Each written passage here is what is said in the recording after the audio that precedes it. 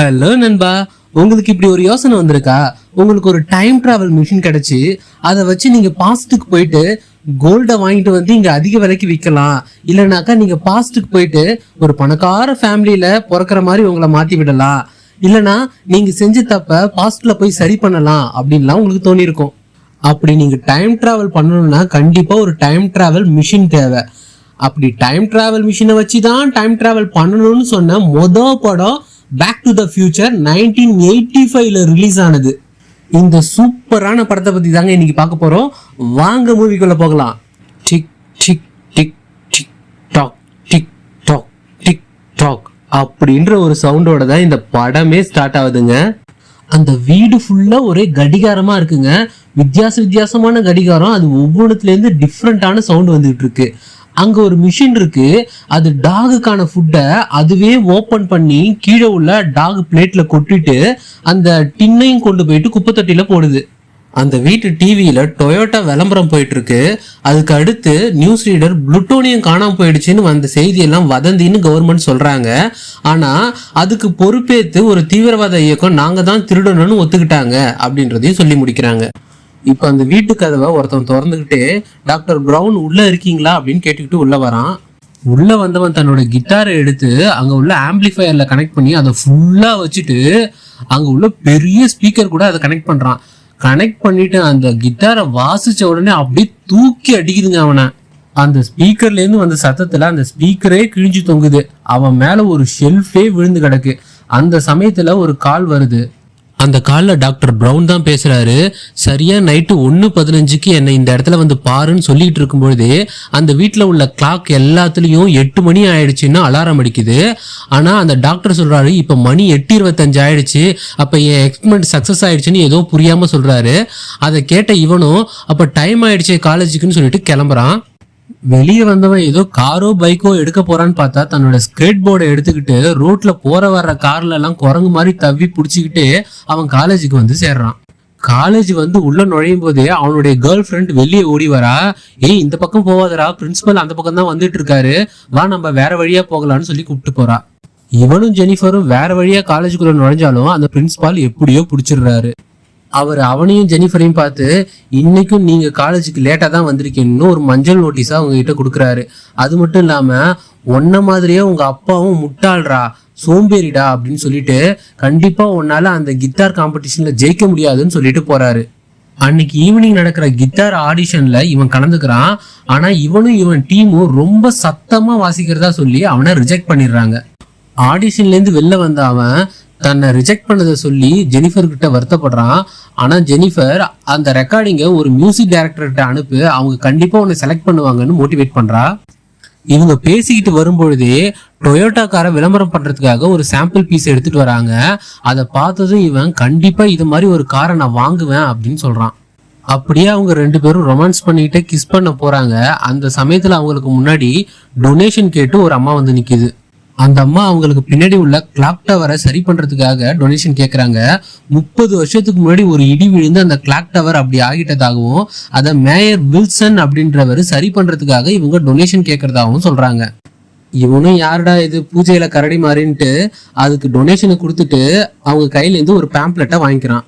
அந்த அம்மா அங்கேருந்து போனதுக்கு அப்புறம் இவங்க திரும்பவும் ஒர்க்குக்கு போறாங்க. கிஸ் பண்றதுக்காக கிட்ட போகும்போது அவங்க அப்பா வந்துடுறாரு. ஜெனிஃபர் இங்க வான்னு கூப்பிடுறாரு. அந்த சமயத்துல அவ திரும்பி வந்து இவங்கிட்ட போன் நம்பரை எழுதி கொடுத்துட்டு அதுலயே ஐ லவ் யூன்னு எழுதி கொடுக்குறா. அவங்க அப்பா பார்த்துட்டு இருக்கும் போதே இவங்கிட்ட வந்து ஒரு முத்தத்தை கொடுத்துட்டு நான் நைட்டு கால் பண்றேன்னு சொல்லிட்டு அங்கேருந்து கிளம்புறா. அங்கேருந்து திரும்பவும் அவனுடைய ஸ்கேட் போர்டை எடுத்துக்கிட்டு குரங்கு மாதிரி எல்லா காரையும் பிடிச்சி ஒரு வழியா அவங்க வீட்டுக்கு வந்து சேர்றான். அவங்க வீடு லியான் எஸ்டேட் அப்படின்ற இடத்துல இருக்கு. அவங்க ஒரு பெரிய கம்யூனிட்டியா நிறைய வீடுகள் இருக்கிற இடத்துல வாழறாங்க. இதை நல்லா கவனிச்சுக்கோங்க. அவங்க வீட்டுக்கு முன்னாடி அவங்க அப்பாவோட காரு ரொம்ப அடிபட்ட நிலைமையில ஒரு வண்டி டோ பண்ணி கொண்டு வந்து விடுது. இதை பார்த்துக்கிட்டே அவன் டென்ஷனா உள்ள போறான். உள்ள அவங்க அப்பாவை பில்லின்றவன் திட்டிட்டு இருக்கான். ஏன்டா காரை கொடுக்கும்போது ஒழுங்கா பார்த்து கொடுக்க மாட்டியா, உன் கார்ல போனதால ஆக்சிடென்ட் ஆகி என் மேல ஜூஸ் கொட்டிடுச்சு, இந்த கோர்ட்டுக்கு ஆகக்கூடிய செலவை நீ தாண்டா கொடுக்கணும் அப்படின்னு சொல்றான். அவங்க அப்பாவுடைய மண்டையிலேயே கொட்டி உன் மண்டைக்குள்ள ஏதாவது இருக்கா அப்படின்னு புள்ளி பண்றான். இந்த விஷயத்த நல்லா கவனிச்சுக்கோங்க. அப்படி அவன் திரும்பி போகும்போது மார்ட்டியை பார்த்து உங்க அம்மாவை கேட்டதா சொல்லுன்னு சொல்லிட்டு கிளம்புறான்.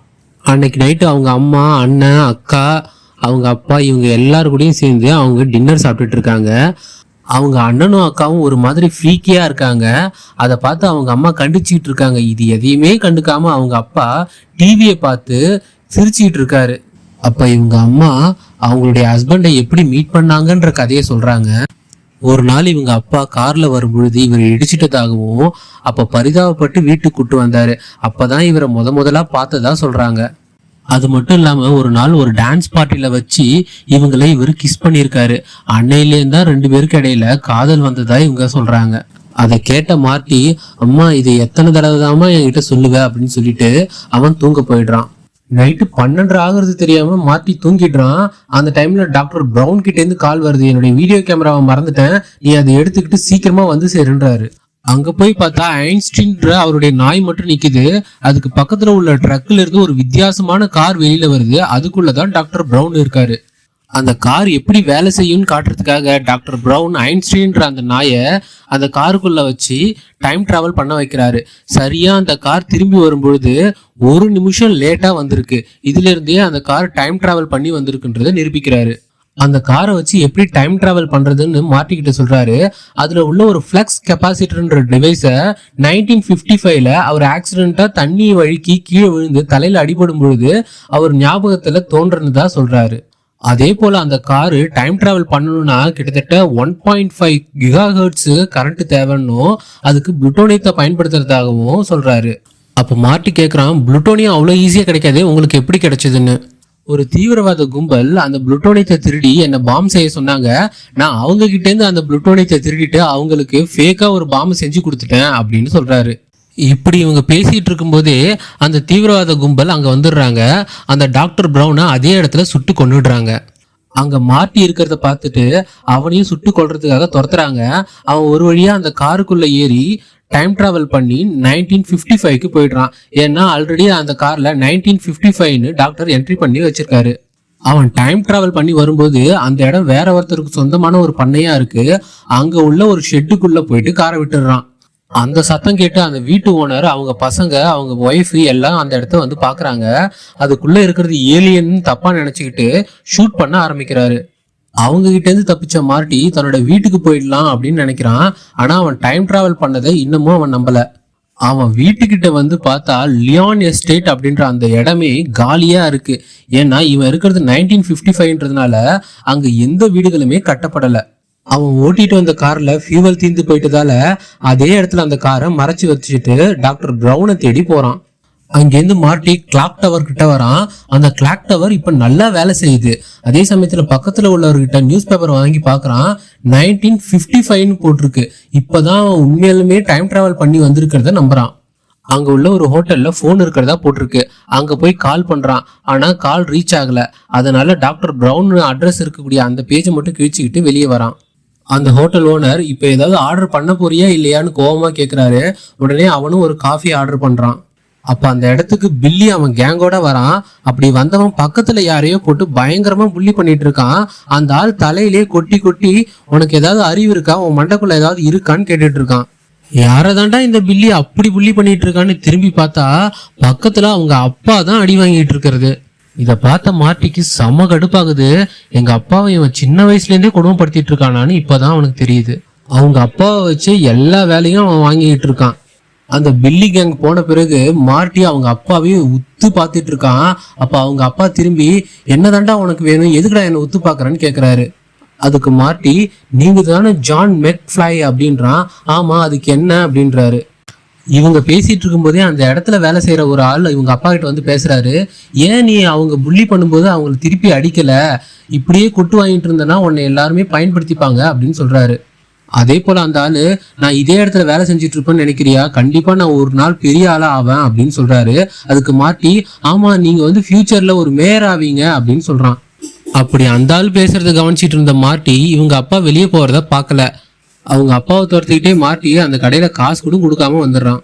அவங்க அப்பாவோட சைக்கிள் ஒரு மரத்தடியில இருக்கிறத மார்ட்டி பாக்குறான். அவங்க அப்பா எங்கன்னு கீழே தேடி பார்த்தா அந்த மரத்துக்கு மேல பைனாகுலர் வச்சு ஏதோ ஒரு வீட்டை கவனிச்சிட்டு இருக்காரு.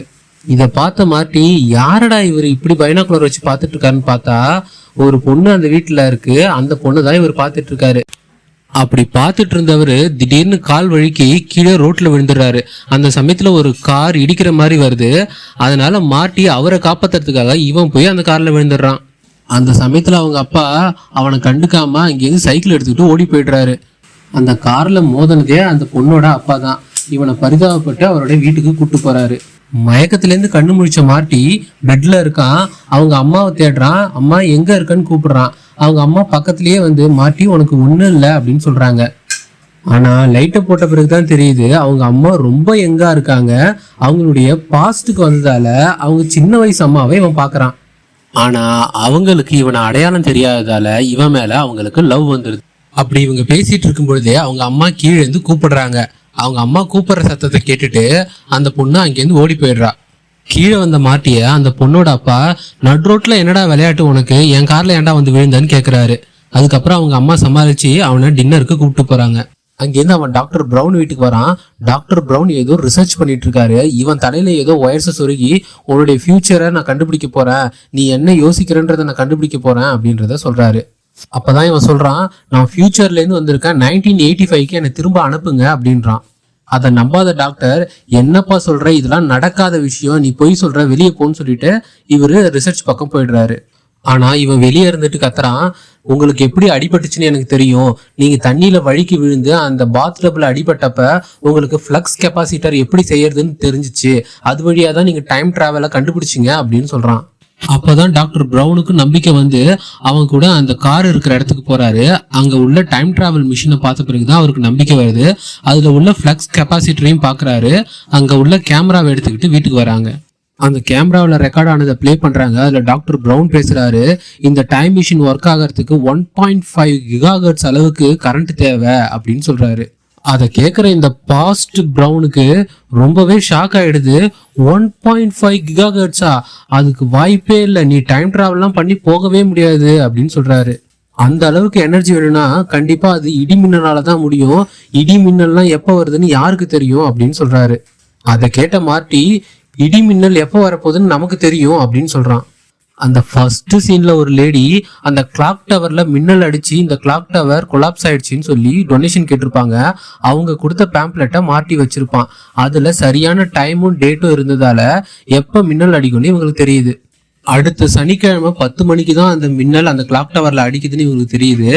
அப்ப மாட்டி சொல்றான், அப்ப இன்னும் ஒரு வாரம் இருக்கு, அதுக்குள்ள நான் எல்லா இடத்தையும் சுத்தி பார்க்கணும், நீங்க எனக்கு ஹெல்ப் பண்ணுங்க அப்படின்னு. அதை கேட்ட டாக்டர் பிரவுன், அந்த தப்பை மட்டும் செஞ்சிடாத, இப்ப பாஸ்ட்ல நீ வேற யாரையுமே பார்க்க கூடாது, யாரு கூடயும் பேசக்கூடாது, இப்ப நீ வந்ததுல இருந்து வேற யாரு கூடயும் பேசல என்ன தவிர அப்படின்னு கேக்குறாரு. ஆனா அவன், இல்ல எங்க அப்பா அம்மாவை பார்த்து பேசிட்டேன் அப்படின்றான். இதை கேட்ட பிரவுன் அவங்களுடைய ஃபேமிலி போட்டோவை எடுத்து பாக்குறாரு. அதுல அவனுடைய அண்ணனுடைய தலை மறைஞ்சு போயிருக்கு. நீ இதே போல உன் ஃபேமிலி மெம்பர்ஸ் கூட அதிகமா கான்டாக்ட் வச்சுட்டுனாக்கா உன் ஃபேமிலியில உள்ள எல்லாருமே மறைஞ்சு போயிடுவாங்க, நீ பிறக்கவே மாட்ட, இந்த போட்டோல நீயும் இருக்க மாட்டேன்னு சொல்றாரு. மார்ட்டியும் டாக்டர் பிரவுனும் அவங்க அப்பா படிக்கிற காலேஜுக்கு வராங்க. அவங்க அப்பாவையும் அங்க பாக்குறாங்க. ஆனா அவங்க அப்பா அங்க உள்ள பில்லி கிட்ட அடி வாங்கிட்டு இருக்கான். அந்த சமயத்துல அந்த காலேஜ் பிரின்சிபால் தான் வந்து அவனை காப்பாத்துறாரு. அதை பார்த்த டாக்டர் பிரவுன் மார்ட்டிகிட்ட கேக்குறாரு, இவனை எப்படி உங்க அம்மா லவ் பண்ணாங்கன்னு. மார்ட்டி அவங்க அப்பாவை பார்த்து, ஜார்ஜ் எப்படி இருக்கீங்க, அன்னைக்கு நான் தான் உங்களை அந்த ஆக்சிடென்ட்ல இருந்து காப்பாத்தினேன், வாங்க உங்களுக்கு ஒருத்தவங்களை இன்ட்ரடியூஸ் பண்ணி வைக்கிறேன்னு சொல்லிட்டு அவங்க அம்மாவான லொரைன் கிட்ட கூட்டு போறான். ஜார்ஜும் லொரைன் கிட்ட பேசுறதுக்கு முயற்சி பண்றான். ஆனா லொரைன் ஜார்ஜ் சுத்தமா கண்டுக்கவே இல்லை. மார்ட்டியை பார்த்து, மார்ட்டி எப்படி இருக்க அப்படின்னு கேட்டுட்டு இவங்கிட்ட பேசிட்டு இருக்காங்க. அதை பார்த்ததும் ஜார்ஜ் அங்கேருந்து நைஸா எஸ்கேப் ஆயிடுறான். அப்படி லொரைன் மார்ட்டி கிட்ட பேசிட்டு இருக்கும்போதே கிளாஸ் பெல் அடிச்சிடுது. அதனால அவங்க ஃப்ரெண்ட்ஸ் எல்லாம் லொரைனை எடுத்துட்டு போறாங்க. அந்த டைம்ல டாக்டர் பிரவுனை கிராஸ் பண்ணி போகும்போது லொரைன் சொல்றா, இவன் தான் என்னுடைய கனவு காதலன் அப்படின்னு சொல்லிக்கிட்டே கிராஸ் பண்றா. இதை கேட்ட டாக்டர் பிரவுன் மார்ட்டியை பார்த்து, மார்ட்டி உங்க அப்பாவை விட ஓ மேலதான் உங்க அம்மாவுக்கு காதல் அதிகமா இருக்கு, இது ரொம்ப தப்புன்னு சொல்றாரு. நிலைமை இப்படியே போயிட்டு இருந்தாக்க கண்டிப்பா நீ இல்லாம போயிடுவ, அதனால உங்க அப்பாவும் அம்மாவும் சந்திக்கிற மாதிரி நீ தான் ஏற்பாடு பண்ணணும், அதுக்கான சாத்தியம் ஏதாவது இருக்கான்னு உனக்கு தான் தெரியும்னு சொல்றாரு. அப்பதான் அவங்க 2 பேரும் ஒரு டான்ஸ் ப்ரோக்ராமுக்கான போஸ்டரை பாக்குறாங்க. அப்பதான் மார்ட்டி சொல்றான், இந்த டான்ஸ் ப்ரோக்ராம்ல தான் எங்க அப்பாவும் அம்மாவும் முதல்ல கிஸ் பண்ணிக்கிட்டாங்க அப்படின்னு. அதுக்கு டாக்டர், கண்டிப்பா உங்க அப்பாவும் அம்மாவும் இந்த டான்ஸ் ப்ரோக்ராமுக்கு போயே ஆகணும், அதுக்கு நீ தான் ஏற்பாடு பண்ணணும் அப்படின்னு சொல்றான். மறுநாள் மார்ட்டி ஜார்ஜ் இருக்கிற இடத்துக்கு போறான். ஜார்ஜ் ஒரு லைப்ரரியில உட்காந்து ஏதோ நோட்ஸ் மாதிரி எழுதிட்டு இருக்காரு. அவர்கிட்ட என்ன எழுதுறீங்க அப்படின்னு கேட்கறான். அதுக்கு நான் விஞ்ஞான கதைகளை பத்தி எழுதிட்டு இருக்கேன், ஏலியன்ஸ் எப்படி நம்ம பூமிக்கு வருவாங்க அப்படின்றத பத்தி ஒரு புக்கா எழுதிட்டு இருக்கேன் அப்படின்னு சொல்றான். மார்ட்டி திரும்பி பார்த்தா அந்த இடத்துல பில்லி லொரைன் கிட்ட வம்பு பண்ணிக்கிட்டு இருக்கான். அதை பார்த்த மார்ட்டிக்கு செம கோவம் வருது. அங்கேருந்து வேகமா போய் பில்லியோடைய சட்டையை பிடிச்சி அவன் மேல இருந்து கையாடுறான்னு சொல்றான். அப்போ மார்ட்டியும் பில்லியும் அடிச்சுக்க போறாங்க. அதை அந்த காலேஜ் பிரின்சிபால் தான் வந்து தடுத்து விடுறாரு. ஆனாலும் பில்லி மார்ட்டியை பார்த்து நீ வெளியே வாடா உன்னை தொலைச்சிடுறேன்னு சொல்லிட்டு போறான். அதுக்கப்புறம் ஜார்ஜ் வீட்டுக்கு போற வரைக்குமே மார்ட்டி நீங்க லொரைனை கண்டிப்பா டான்ஸ் ப்ரோக்ராமுக்கு கூட்டு போகணும்ட்டு எப்படியோ மண்டைய கழுவ பாக்குறான். இருந்தா கூட ஜார்ஜ் அதெல்லாம் கண்டுக்காம எனக்கு அந்த அளவுக்கு தைரியம் இல்லைன்னு சொல்லிட்டு வீட்டுக்குள்ள போய் கதவை சாத்திக்கிறான். அன்னைக்கு நைட்டு ஜார்ஜ் தூங்கிட்டு இருக்காரு. அப்ப அவர் பெட்ரூம்ல ஒரு ஏலியன் ஸ்பேஸ் சூட்லாம் போட்டுட்டு வந்து நின்று நீ கண்டிப்பா லொரைனை கூப்பிட்டுட்டு போற டான்ஸுக்கு, அப்படி இல்லைன்னா நான் உங்களை தூக்கிட்டு போயிடுவேன் அப்படின்னு சொல்லுது. அதுக்கப்புறம் ஜார்ஜ் மார்ட்டியை பார்க்கறதுக்காக ஓடி வரான். நான் கண்டிப்பா லொரைனை டான்ஸுக்கு கூப்பிட்டு போயே ஆகணும், இல்லைன்னா ஏலியன் வந்து என்னை தூக்கிட்டு போறதா சொல்லியிருக்கு, நீ தான் எனக்கு ஹெல்ப் பண்ணணும்னு கேட்கறான். நான் லொரைன் கிட்ட பேசுறதுக்கு ஏதாவது டிப்ஸ் கொடுன்னு சொல்லிட்டு மார்ட்டி கிட்ட கேட்கறான். அப்போ மார்ட்டியும் நீ தான் உலகத்திலேயே ரொம்ப அழகான பொண்ணு, நாம 2 பேரும் சேர்ந்தா இந்த உலகத்தையே மாத்தலாம் அப்படின்னு ஏதேதோ சொல்றான். அதை அவனும் நோட்ஸ் எடுத்துக்கிறான். அவன் சொன்ன டைலாக்லாம் வச்சு லொரைன் கிட்ட இவனும் போயிட்டு ஏதேதோ பேசுறான். அப்போ லொரைனும் நான் உங்களை எங்கேயோ பார்த்துருக்கனே அப்படின்னு பேச ஆரம்பிக்கும் போது பின்னாடி பில்லி வந்துடுறான். நான் உன்னை இங்கெல்லாம் வரக்கூடாதுன்னு சொல்லியிருக்கேன்ல ஜார்ஜ் அப்படின்னு கேட்கறான். அப்படி சொல்லிக்கிட்டே பில்லி உள்ள வரான். உள்ள வரும்போதே உங்ககிட்ட எவ்வளோடா இருக்கு, எனக்கு இதுக்கு கண்டிப்பா நீ ஃபைன் கட்டி தான் ஆகணும் அப்படின்னு உள்ள வரான். அதை சேர்ல உட்காந்து கவனிச்சுட்டு இருந்த மார்ட்டி அவன் உள்ள வரும்போது அவன் காலை தட்டி விட்டுறான். இதனால பில்லி கீழே விழுந்துடுறான். எல்லாரும் முன்னாடியும் ரொம்ப அசிங்கமா போயிடுது. இதனால பில்லி மார்ட்டி அடிக்கிறதுக்காக வரான். அப்ப மார்ட்டி உன் பின்னாடி என்னமோ இருக்குன்னு சொல்லி அவனை டைவர்ட் பண்ணிட்டு அவன் மூஞ்சிலே ஒரு குத்து விட்டுட்டு அங்கேருந்து எஸ்கேப் ஆயிடுறான். இதை பார்த்த லொரைன் ரொம்பவே இம்ப்ரெஸ் ஆயிடுறா. ஜார்ஜ் முன்னாடியே அவனை புகழற மாதிரி வாட் எ மேன். இதனால லொரைன் ரொம்பவே இம்ப்ரெஸ் ஆயிடுறா. அவனை பார்த்து அவன் அசத்துறான் அப்படின்னு ஜார்ஜ் முன்னாடியே சொல்றா. ஜார்ஜ் ரொம்பவே அப்செட் ஆயிடுறான். வெளியே வந்த மார்ட்டி அங்க 2 சின்ன பசங்க போயிட்டு இருக்காங்க. அவங்க ட்ராலி மாதிரி ஒன்று எடுத்துட்டு போயிட்டு இருக்காங்க. அதோட அடிப்பாகத்தை மட்டும் எடுத்துக்கிட்டு அதையே ஸ்கேட் போர்டா யூஸ் பண்ணி அங்கேருந்து தப்பிக்க பாக்குறான். அப்பவும் விடாம பில்லி மார்ட்டியை துரத்திக்கிட்டே இருக்கான். அதனால மார்ட்டி பில்லியை ஒரு குப்பை வண்டியில இடிக்க வச்சுட்டு அவன் எஸ்கேப் ஆயிடுறான். வீட்டுக்கு திரும்பி வந்த மார்ட்டி கிட்ட டாக்டர் பிரவுன் அவர் ஏற்பாடு பண்ணி வச்சிருக்கக்கூடிய சில மாடல்ஸை காட்டுறாரு. அதை வச்சு மார்ட்டியை ஃபியூச்சருக்கு அனுப்பலான்னு நினைக்கிறாரு. அந்த மாடல்ல கிளாக் டவர்ல சரியா சனிக்கிழமை நைட்டு 10 மணிக்கு மின்னல் அடிக்க போறதா மார்ட்டி சொன்னதை வச்சு அந்த இடத்துல ஒரு செயினை ஃபிக்ஸ் பண்றாரு. மின்னல்ல இருந்து கிடைக்கக்கூடிய அந்த 1.5 GHz கரண்ட்டை அந்த செயின் வழியா கொண்டு வந்து அந்த செயின்ல கார்ல செட்டப் பண்ணி வச்சிருக்கக்கூடிய ஒரு கொக்கி மாட்டி அதுல இருந்து கரண்ட்டை காருக்கு கொண்டு வந்து அது வழியா மார்ட்டியை ஃபியூச்சருக்கு அனுப்பலான்றது தான் அவருடைய பிளானா இருக்கு. அந்த சமயத்துல மார்ட்டி டாக்டர் பிரவுனுக்கு ஃபியூச்சர்ல நடந்த அந்த அசம்பாவியத்தை பத்தி சொல்லலாம்னு நினைக்கிறான்.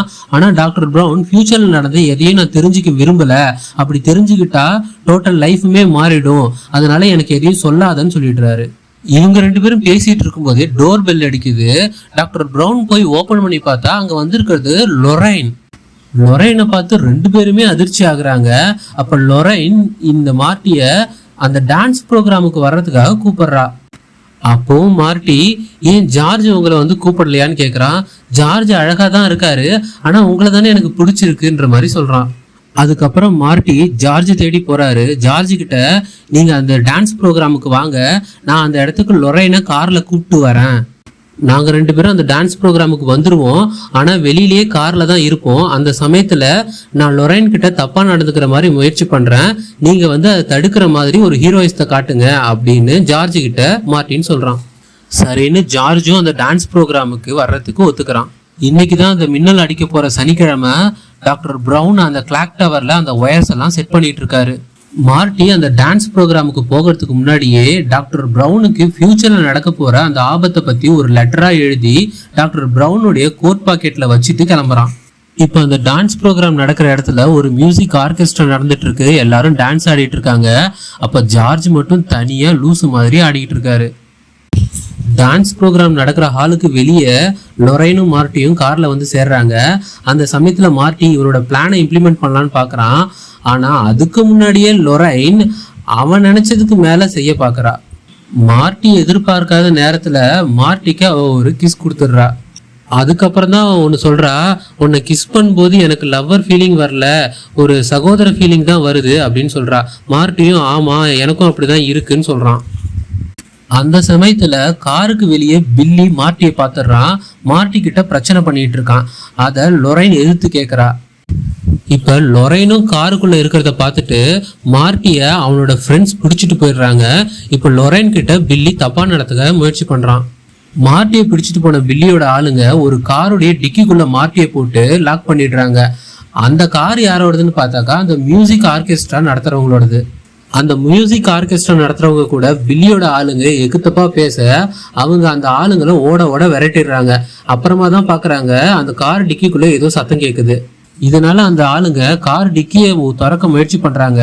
அப்ப கார் டிக்கிக்குள்ள இருந்து மாட்டி சொல்றான், காரோட டிக்கி சாவி என்கிட்ட தான் இருக்குன்னு. இதனால அந்த ஆளுங்க அந்த டிக்கியை திறக்கிறதுக்காக சில இன்ஸ்ட்ருமெண்ட் எடுத்துட்டு வந்து அந்த காரோடைய டிக்கியை உடைச்சிக்கிட்டு இருக்காங்க.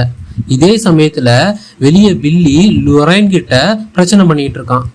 அந்த சமயத்துல மார்ட்டியும் ஜார்ஜும் சேர்ந்து போட்ட பிளானை இம்ப்ளிமெண்ட் பண்றதுக்காக ஜார்ஜ் அந்த கார் நிக்கிற இடத்துக்கு வரான். உள்ள காரை திறந்து என் ஆளை விடுடான்னு சொல்லிட்டு மார்ட்டியை அடிக்கிறதான்னு நினைச்சிட்டு கையை வாங்குறான். உள்ள பார்த்தா பில்லி இருக்கான். இருந்தாலுமே லொரைன் அழறத பார்த்து சகிக்க முடியாத ஜார்ஜ் பில்லிய ஓங்கி ஒரு குத்து குத்திடுறான். அதுல பில்லி மயக்கம் போட்டு அதே இடத்துல விழுந்துடுறான். இதெல்லாம் ஒளிஞ்சு நின்று பார்த்த மார்ட்டி நம்ம செய்ய நினைச்சதை விடவே எல்லாமே பர்ஃபெக்டா நடந்துருச்சுன்னு சொல்லிட்டு அந்த இடத்த விட்டு போயிடுறான். ஆனாலும் அவங்க அப்பாவும் அம்மாவும் அந்த டான்ஸ் ப்ரோக்ராம்ல கிஸ் பண்ணிக்கிட்டாதான் ஃபியூச்சர்ல எது நடந்ததோ அது அப்படியே நடக்கணும்னு நினைக்கிறான். அதனால அந்த மியூசிக் ஆர்கெஸ்ட்ரா வாசிக்கிறவங்க கிட்ட நீங்க போய் வாசிங்க, அப்பதான் அங்க எங்க அப்பா அம்மா கிஸ் பண்ணிப்பாங்கன்ற மாதிரி சொல்றான். ஆனா அந்த மியூசிக் ட்ரூப்போ எங்க பாஸ் கையில அடிபட்டிருக்கு, அவரால் அந்த கிட்டாரை வாசிக்க முடியாது, அதனால நாங்க ப்ரோக்ராமை கேன்சல் பண்ண போறோம் அப்படின்னு சொல்றாங்க. இதை கேட்ட மார்ட்டி நானே கிட்டார் வாசிக்கிறேன்னு சொல்லிட்டு அந்த மேடைக்கு வரான். அந்த மேடையில மார்ட்டியே கிட்டாரை வாசிக்கிறான். அவங்க எல்லாரும் புதுசா ஒரு மியூசிக் கேட்குற மாதிரி அவ்வளோ இன்ட்ரெஸ்டிங்கா எல்லாரும் டான்ஸ் ஆடுறாங்க. ஆனா அந்த டான்ஸ் ப்ரோக்ராம்லயும் லொரைனும் ஜார்ஜும் டான்ஸ் ஆடிட்டு இருக்கும் பொழுது நடுவில் ஒருத்தன் பூந்து லொரைன் கூட டான்ஸ் ஆட ஆரம்பிச்சிடறான். இதனால அங்கிருந்து ஜார்ஜ் கிளம்ப பாக்குறான். ஜார்ஜ் கிளம்புறதுனால அங்க ஃபியூச்சரே மாற ஆரம்பிக்குது. இப்ப கொஞ்சம் கொஞ்சமா நம்மளுடைய மார்ட்டியும் மறைய ஆரம்பிக்கிறான். கொஞ்ச நேரத்துல மனசு மாறின ஜார்ஜ் லொரைன் கூட ஆடிக்கிட்டு இருக்கிறவனை தள்ளி விட்டுட்டு லொரைனை கிஸ் பண்ணிடுறான். இதனால ஃபியூச்சர் இதுக்கு முன்னாடி எப்படி இருந்ததோ அதே போல மாறுது. அதனால இப்போ மார்ட்டியும் மறையவே இல்லை. அவன் புதுசா ஃபியூச்சர்ல இருக்கக்கூடிய ஒரு சாங்கை அந்த இடத்துல பிளே பண்றான். எல்லாரும் அசந்து பாக்குறாங்க. அந்த ப்ரோக்ராம் முடிஞ்சதும் மார்ட்டி லொரைனுக்கும் ஜார்ஜுக்கும் ஒரு பாய் பாய் சொல்லிட்டு அங்கிருந்து கிளம்புறான். அதுக்கப்புறம் மார்ட்டி கிளாக் டவருக்கு வரான். அங்க டாக்டர் பிரவுன் எல்லா செட்டப்பையும் செஞ்சு வச்சிருக்காரு. ஆனா டைம் தான் இப்ப இல்ல, கிட்டத்தட்ட 10 மணி ஆக போகுது. அதனால டாக்டர் பிரவுன் என்ன சொல்றாருன்னா, நான் சரியான டைமை ஃபிக்ஸ் பண்ணி வச்சிருக்கேன், நான் போட்டிருக்கக்கூடிய வெள்ளை கோட்டுக்கிட்ட இருந்து நீ காரை ரொம்ப ஃபாஸ்டா ஓட்டிக்கிட்டு வா, சரியா 88 மைல் வரும் பொழுது அந்த கொக்கியை எடுத்து அந்த செயின்ல மாட்டுன்னு சொல்றாரு. அப்பதான் டாக்டர் பிரவுன் தன்னுடைய கோட் பாக்கெட்டை செக் பண்றாரு. அதுல ஒரு லெட்டர் இருக்கு. அந்த லெட்டரை எடுத்து பார்த்துட்டு, நீ தான் எழுதி வச்சிருக்கியா, ஃபியூச்சர்ல நடக்கக்கூடிய எதுவும் எனக்கு தெரியக்கூடாதுன்னு தானே சொன்னேன்னு சொல்லிட்டு அதை அங்கேயே கிழிச்சு போட்டுடுறாரு. அப்படி இவங்க பேசிக்கிட்டு இருக்கும் பொழுது கிளாக் டவர்ல இருந்து வரக்கூடிய அந்த ஒயரானது கட்டாகி கீழே விழுந்துருது. அதை ஃபிக்ஸ் பண்றதுக்காக டாக்டர் பிரவுன் அந்த கிளாக் டவர் மேல ஏறிக்கிட்டு இருக்காரு. மார்ட்டியும் ஃபியூச்சர்ல என்ன நடந்ததுன்றத சொல்ல முடியாம அவன் அந்த காரை எடுத்துக்கிட்டு அந்த வெள்ளை கோட்டுக்கிட்ட போயிடுறான். இந்த சமயத்துல டாக்டர் பிரவுன் அந்த கிளாக் டவர் மேல ஏறி எப்படியோ ஒரு முனையில இருக்கக்கூடிய ஒயரை பிடிச்சிடுறாரு. ஆனா இன்னொரு முனையில இருக்கக்கூடிய ஒயரை பிடிக்கிறதுக்குள்ள அந்த கிளாக் டவர்ல உள்ள செவுரானது உடஞ்சிடுது. இவரு அந்த கிளாக் டவர்லயே தொங்குறாரு.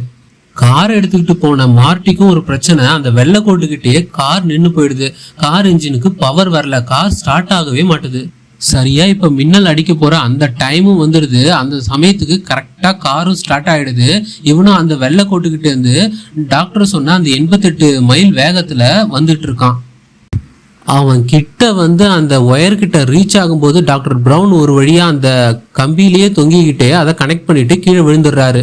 நல்ல வேலையா அவர் ஃபிக்ஸ் பண்ண அடுத்த செகண்டே மின்னல் அடிக்குது. அந்த காரும் டைம் டிராவல் பண்ணி ஃபியூச்சருக்கு போயிடுது. ஆனா மார்ட்டி அதுக்கு முன்னாடியே ஒரு பிளான் பண்ணி வச்சிருந்தான். என்னன்னா, டாக்டர் பிரவுன் அந்த லெட்டரை கிழிச்சு போட்டிருந்தாலும் இவன் ஒரு 10 நிமிஷம் முன்னாடியே ஃபியூச்சருக்கு போய் சேர்ற மாதிரி அந்த டைம் மிஷின்ல டைமை செட் பண்ணிட்டான். இதனால மார்ட்டி ஃபியூச்சர்ல ஒரு 10 நிமிஷத்துக்கு முன்னாடியே டாக்டர் பிரவுனை கொல்றதுக்கு ஒரு 10 நிமிஷத்துக்கு முன்னாடி அங்க போய் சேர்ந்துடுறான். ஆனா மார்ட்டி அந்த சம்பவம் நடந்த இடத்துல இருந்து கொஞ்சம் தூரம் தள்ளி இருக்கான். இப்ப காரும் ஸ்டார்ட் ஆகல. அதனால மார்ட்டி அந்த சம்பவம் நடந்த இடத்துக்கு ஓடியே வரான். ஆனா மார்ட்டி அப்படி ஓடி வர்றதுக்குள்ளேயே அந்த சம்பவம் நடந்துருது. டாக்டர் பிரவுனை அந்த தீவிரவாதிங்க சுட்டு கொன்னுடுறாங்க. அதே சமயத்துல ஏற்கனவே நடந்த சம்பவம் திரும்பவும் நடக்குது. மார்ட்டி அங்கிருந்து அந்த காரை எடுத்துக்கிட்டு பாஸ்டுக்கு டைம் டிராவல் பண்ணி போறான். இது எல்லாத்தையுமே ஃபியூச்சருக்கு வந்த மார்ட்டி வேடிக்கை பார்த்துட்டு இருக்கான். அந்த தீவிரவாத கும்பலும் மார்ட்டியை துரத்திட்டு போனதுல ஒரு இடத்துல ஆக்சிடென்ட் ஆயிடுறாங்க. அதுக்கப்புறமா இப்ப ஃபியூச்சர்ல இருக்கக்கூடிய மார்ட்டி என்ன பண்றான்னா டாக்டர் பிரவுன் இறந்து கிடக்கிறத போய் பார்க்கறான். இவ்வளவு முயற்சி பண்ணியும் நம்மளால டாக்டர் பிரவுனை காப்பாற்ற முடியலையேன்னு அங்க அழுதுகிட்டு இருக்கான். ஆனா திடீர்னு டாக்டர் பிரவுன் கண்ணை முடிச்சு எழுந்துக்கிறாரு. டாக்டர் பிரவுன் எப்படி இது நடந்தது, நீங்க எப்படி உயிரோட வந்தீங்கன்ட்டு மார்ட்டி கேட்கறான். அப்ப டாக்டர் பிரவுன் உள்ள போட்டிருக்கக்கூடிய புல்லட் ப்ரூஃப் ஜாக்கெட்டை காட்டுறாரு. உங்களை சுட போறாங்கன்னு உங்களுக்கு எப்படி தெரியும்னு மார்ட்டி கேட்கறான். அப்பதான் அவரு மார்ட்டி பாஸ்ட்ல எழுதின அந்த லெட்டரை எடுத்து காட்டுறாரு. அந்த லெட்டரை கிழிச்சு போட்டிருந்தாலும் அதை திரும்ப ஒட்டி அவரு படிச்சிருக்காரு. அதுக்கப்புறம் டாக்டர் பிரவுனும் மார்ட்டியும் சேர்ந்து மார்ட்டியோட வீட்டுக்கு போறாங்க. அங்க மார்ட்டியை டிராப் பண்ணிட்டு டாக்டர் பிரவுன் நான் 30 வருஷம் ஃபியூச்சருக்கு போய் என்ன நடந்திருக்கு எப்படி இருக்காங்கன்னு பார்க்க போறேன்னு சொல்லிட்டு கிளம்புறாரு. வீட்டுக்கு வந்து மார்ட்டி நல்லா கொரட்டை விட்டு அன்னைக்கு நைட்டு தூங்கிடுறான். காலையில ஏஞ்சி பார்த்தா அந்த வீடு அவன் வீடு மாதிரியே இல்லை, ரொம்ப ஹை கிளாஸா இருக்கு. இவன் ஏற்கனவே இருந்த வீட்டுல இவன் அண்ணனும் அக்காவும் லூஸ் மாதிரி நடந்துப்பாங்க. ஆனா இப்ப ரொம்ப ப்ரொஃபஷனலா பேசிக்கிறாங்க, ஆபீஸ் போறேன்றாங்க. இதெல்லாம் பார்த்து இவனுக்கு ரொம்பவே ஆச்சரியமா இருக்கு. அப்ப கதவை திறந்துகிட்டு லொரைனும் ஜார்ஜும், அதாவது இவங்க அப்பா அம்மா அங்க வராங்க. பாக்குறதுக்கு ரொம்ப ரொமான்டிக் கப்பல் மாதிரி தெரியுறாங்க. அவங்க அப்பா ஒரு பெரிய பிசினஸ் மேன் மாதிரி இருக்காரு. இப்ப அவங்க அம்மாவோட லொரைனுக்கும் ஜார்ஜ் மேல அவ்வளவு லவ் இருக்கு. 2 பேரும் அவ்வளவு ரொமான்டிக் கப்பலா. அப்பதான் மார்ட்டி ஏற்கனவே நடந்த விஷயத்த ரீகால் பண்றான். இன்னைக்கு நைட்டு நம்ம கார் உடஞ்சிருக்கணுமே, அப்பா கார் எங்க, கார் எப்படி ரெக்கவர் பண்ணிட்டீங்களான்னு கேக்குறான். மார்ட்டி இப்படி கார் உடஞ்சிருச்சுன்னு சொன்னதுமே ஃபேமிலியில உள்ள எல்லாருமே அதிர்ச்சி ஆகுறாங்க. என்ன கார் உடஞ்சிருச்சா, பில்லி என்ன பண்ணிட்டு இருக்கான் அப்படின்னு சொல்லி வெளியே எட்டி பாக்குறாங்க. அந்த வில்லன் பில்லி தான் இப்ப இவங்க வீட்டுல எல்லா கிளீனிங் ஒர்க்கையும் பார்த்துட்டு இருக்கான். இப்ப காரையும் கிளீன் பண்ணிட்டு இருக்கான். இதெல்லாம் பார்த்த மார்ட்டி ரொம்ப ஆச்சரியத்தோட கார் ஷெட்டுக்கு வரான். அங்க வந்து பார்த்தா இவன் வாங்கணும்னு நினைச்ச அந்த டொயோட்டா கார் புது மாடலே அங்க இருக்கு. அந்த நேரத்துல இவனுடைய லவ்வரும் அந்த இடத்துக்கு வந்துடுறா. அப்பதான் டாக்டர் பிரவுனும் ஃபியூச்சருக்கு போனவர் திரும்ப பிரசன்ட்டுக்கு வராரு. அப்படி வந்த டாக்டர் பிரவுன் ஃபியூச்சர்ல உங்க குழந்தைகளுக்கு ஒரு பிரச்சனை இருக்கு, நம்ம அந்த ஃபியூச்சரை மாத்தி ஆகணும், அதனால நீங்க 2 பேருமே இமிடியேட்டா டைம் டிராவல் பண்ணணும், என் கூடயே வாங்கன்னு சொல்லிட்டு கூப்பிட்டுக்கிட்டு போறாரு. ஆனா இந்த டைம் அந்த காருக்கு ஃபியூவலா புளுட்டோனியத்தையோ இல்ல கரண்டையோ ஒரு போடல. அதுக்கு பதிலா அங்க வேஸ்டா கிடக்கூடிய குப்பையெல்லாம் எடுத்து அது உள்ள போடுறாரு. இதுவே அந்த என்ஜினுக்கு போதும்னு சொல்றாரு. ஆனா அந்த கார் டைம் டிராவல் பண்ணி போகிறதுக்கு ரொம்ப நீளமான ரோடு வேணும். இங்க இருக்கிறது சின்ன ரோடு தான். இதுல 88 மைல் வேகத்துல போக முடியுமான்னு மார்ட்டி கேட்கும் பொழுது இனிமேல் ரோடே தேவையில்லைன்னு சொல்லிட்டு அந்த கார் அப்படியே பறந்து டைம் டிராவல் பண்ணி போகுது. இதே இடத்துல the back to the future அப்படின்ற இந்த மூவியை முடிக்கிறாங்க. இதே போல இன்னொரு சூப்பரான கதையில உங்களை சந்திக்கிறேன். இன்னைக்கு பார்த்த இந்த மூவி உங்களுக்கு ரொம்பவே பிடிச்சிருக்குனாக்கா லைக் பண்ணுங்க, சப்ஸ்கிரைப் பண்ணுங்க. அதே போல இதனுடைய 2nd and 3rd பார்ட் வேணும்னாக்கா கமெண்ட் பாக்ஸ்ல டைம் டிராவல்னு சொல்லிட்டு டைப் பண்ணுங்க. அடுத்த ஒரு சூப்பரான மூவியோட உங்களை சந்திக்கிறேன். இது மாறன் எடிட்ஸ்.